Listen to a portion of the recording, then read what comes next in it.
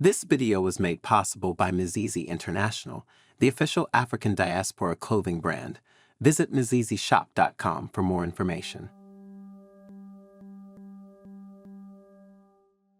The Democratic Republic of Congo is on the cusp of a transformative moment with its upcoming presidential election. This diverse nation, rich in natural resources yet grappling with complex challenges, is poised to shape its political trajectory. From the unique voting dynamics to the intricate web of candidates, observers, and a scrutinized electoral commission, every facet of this democratic process holds profound implications. Join us as we delve into the complexities, controversies, and aspirations surrounding the DR Congo's election in this comprehensive exploration. Before we dive into our topic today, if you haven't already, please consider subscribing to our channels and ringing the bell to be notified about all our exciting future videos. In a pivotal moment for the Democratic Republic of Congo, nearly 40 million voters are poised to cast their ballots on December 20th, marking a crucial chapter in the nation's political landscape. President Félix Tshisekedi, vying for a second and final 5-year term, takes center stage in a contest that holds immense significance for a country spanning an area equivalent to Western Europe and boasting a population exceeding 100 million. Renowned for its vast natural resources, the DR Congo's election has not been without controversy, as calls for postponement persist. Despite challenges, the Electoral Commission's leader expresses confidence that preparations will meet the impending deadline, setting the stage for a historic event with far-reaching implications. The Democratic Republic of the Congo's unparalleled significance in the global arena is underscored by its possession of 70% of the world's coltan reserves, a prized mineral integral to mobile phone production, along with 30% of the globe's diamonds, as well as substantial quantities of cobalt, copper, and bauxite. Despite this immense wealth, the majority of the Congolese population faces ongoing challenges, with persistent issues such as conflict, corruption, and decades of governance shortcomings dating back to the colonial era, hindering overall progress. The epicenter of the nation's mineral wealth, eastern DR Congo, has been mired in conflict for 3 decades, contributing to a staggering loss of life. A 2008 study by the International Rescue Committee estimated that approximately 5.4 million people may have perished, primarily due to hunger and disease, marking it as one of the deadliest crises since World War II. However, the accuracy of this figure has been debated by subsequent studies. Amidst this backdrop of adversity, the upcoming elections take on heightened importance. After years of political instability and coups, the DR Congo is orchestrating elections for the first time since the peaceful transfer of power between former President Joseph Kabila and the incumbent President Tshisekedi in 2019. This democratic exercise holds the potential to shape the nation's trajectory, offering a pivotal opportunity for progress and change. The current presidential race in the Democratic Republic of Congo has evolved with the withdrawal of 5 candidates, notably former Prime Minister Augustin Matata Ponyo. The remaining field now boasts 21 contenders, including the incumbent President Félix Tshisekedi, setting the stage for a diverse and competitive electoral arena. Among Tshisekedi's formidable challengers, notable figures include Martin Fayulu, widely perceived by many observers as the rightful winner of the 2018 presidential election despite officially ranking second. Moise Katumbi, a prosperous businessman and former governor of Katanga province, emerges as a compelling candidate, backed by the support of 4 former candidates aligning with his Together for the Republic Party. Additionally, Dr. Denis Mukwege, the recipient of the 2018 Nobel Peace Prize for his advocacy for rape survivors, adds a unique dimension to the contest. Noteworthy endorsements have surfaced, with 4 withdrawn candidates rallying behind Mr. Katumbi, while the 5th, Patrice Mujanda Mwamba, aligns with President Tshisekedi. The race also features prominent figures such as former Prime Minister Adolphe Musito, MP Deli Sasanga, activist Floribert Hanzaluni, and constant mutamba, contributing to the diversity of the candidate pool. President Tshisekedi, seeking a second term, commenced his campaign with fervor in Kinshasa's main football stadium, underscoring the significance of the electoral process. Notably, the gender dynamic in the race is limited, with only 2 women, Marie-José Efokumputa and Joel Bile, the latter positioning herself as a beacon of hope for women and young people.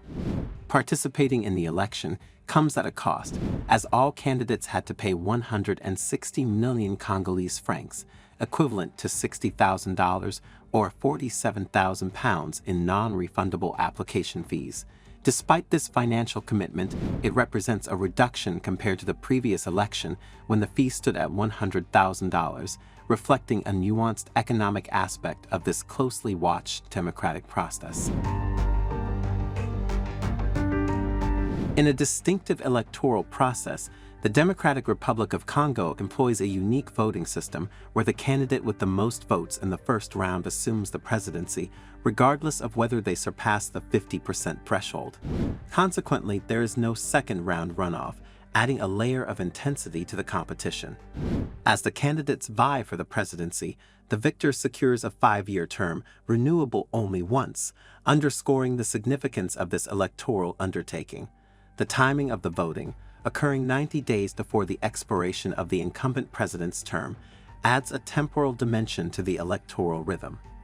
This year's elections transcend the presidential realm, intertwining with a concurrent election of members for both national and provincial parliaments, as well as local councillors, amplifying the political significance of the democratic exercise. Against a complex backdrop, the elections unfold amidst conflict in the eastern region, an economic and social crisis, and a palpable trust deficit between the government and the opposition. Allegations of electoral fraud, restrictions on freedoms, and democratic space cast a shadow over the proceedings, with the opposition contending that the government is orchestrating these malpractices, an accusation firmly rejected by the government. Even with assurances from the Independent National Electoral Commission, concerns persist among the opposition, echoed by the influential Catholic Church and the leaders of the Church of Christ in Congo. Amidst these challenges, a cost of living crisis exacerbates the situation, fueled by the lingering impacts of the COVID-19 pandemic and the war in Ukraine, directly affecting ordinary Congolese citizens. Inflation has eroded the purchasing power of the population, leading to increased costs for necessities. The Congolese franc's depreciation against the US dollar compounds economic struggles, with 2/3 of the population now living below the poverty line, earning $2.15 a day or less. President Tshisekedi, cognizant of these challenges, has initiated measures such as free primary school education and complementary health care for women delivering at public medical facilities. Yet, the effectiveness of these measures remains a subject of divided opinion across the nation. As the elections unfold, they stand as a critical juncture, determining not only the country's political trajectory, but also shaping its response to pressing economic and social challenges. While the Electoral Commission is designed to function as an autonomous, permanent, and impartial body governed by public law, vested with legal authority, its composition of 15 members is tasked with the crucial mission of ensuring free and democratic elections. However, this cornerstone institution has faced scrutiny from critics who question the neutrality of its president, Denis Kadima.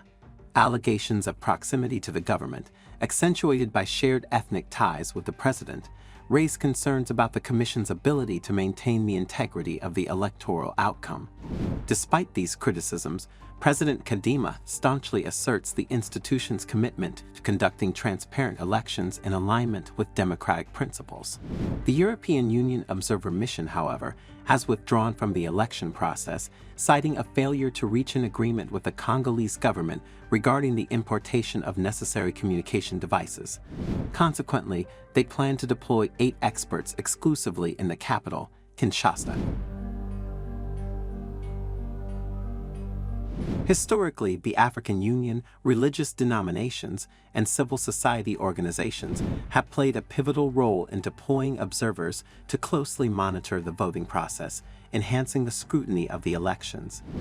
Anticipation surrounds the release of results, with provisional results slated for announcement on December 31st, according to the electoral calendar.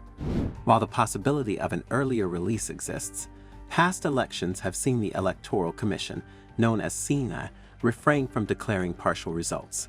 Instead, it has opted to wait until all votes are tallied across the expansive country before officially declaring the winner. The culmination of this electoral journey will see the next president sworn into office on January 20th, marking a critical juncture in the Democratic Republic of Congo's political trajectory. As the Democratic Republic of Congo navigates the complexities of its electoral landscape, we invite you, our valued viewers, to share your perspectives on this pivotal moment. What are your thoughts on the electoral process, the challenges faced, and the potential impact on the nation's future? Join the conversation in the comments section below, and stay connected with the New Africa channel for continued coverage of this unfolding chapter in the DR Congo's history.